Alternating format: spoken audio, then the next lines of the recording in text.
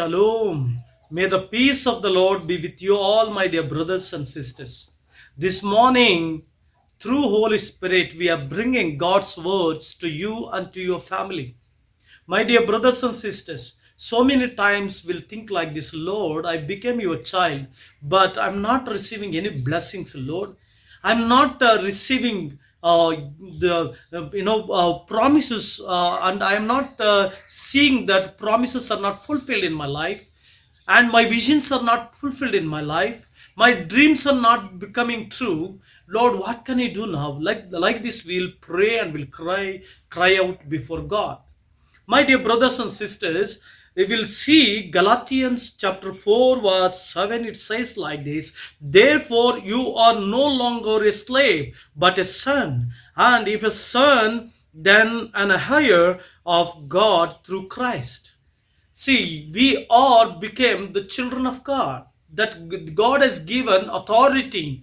We are not like simply children of God, but God has given the authority. That means we are the higher of the whole heavenly blessings. You and your family and me and our family, we are the higher of the God's blessings. Then why we are not receiving? You are the author of all the blessings of God, because God has given you authority, the power.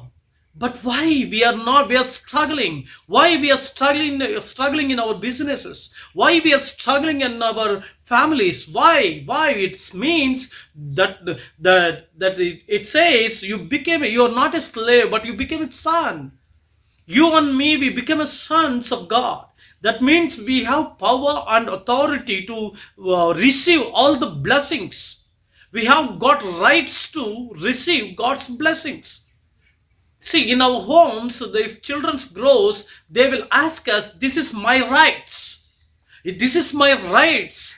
And children will ask the father, this is my right. I am the firstborn. I have rights to ask you. Like that, children will ask. That's the same way, we are the firstborn to Jesus Christ on the Calvary.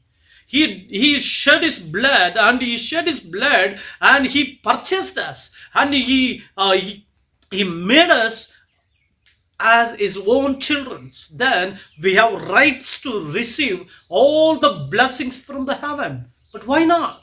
Why not we are receiving? Because we'll see in the book of Luke, chapter 15, the prodigal son, he took all the blessings and he ran away from his father, and he stayed with the prodigal friends and the corrupted friends. He spent a lot of time, and he spent a lot of money, and he lost everything. Then he came to Father. That the same way, sometimes we'll think God is with me, and we can speak God is with me and God is doing miracles, but sometimes God, he won't come with us.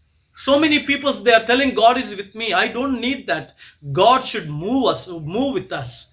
So many people, so many godly people, they're testifying that God is with me. No, God should move with you. God, many Christians, they're telling through their words, God is with me, God is with me, God is with me. But what about God's moving with you? What about God's moving with you? God should move wherever you go. God should move whatever you do. God should move whatever you think, whatever you plan, that God should move with you. Yes, my dear brothers and sisters, maybe we became as like a prodigal son. So let us repent and let us reconciliation ourselves before the Lord and in the presence of the Lord. Then let us repent and let us come back to the Father. Then again, God will get that rights to receive God's blessings and God's mercy, God's joy, and God's happiness. This is what the Samson, he thought when he was on Delilah's house. That time he thought God is with me, but God left him.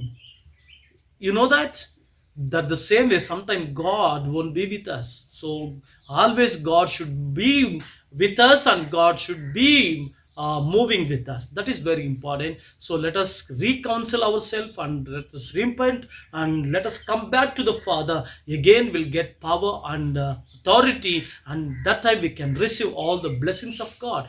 God bless you. Let's pray. Our Heavenly Father, thank you for this wonderful time. Lord, we are listening this God's word, and Lord, whoever watching this video, Lord, given a strengthen and Lord, given a reconciliation spirit, though. Lord, thank you for listening my prayer. I pray in Jesus' name. God bless you. Amen.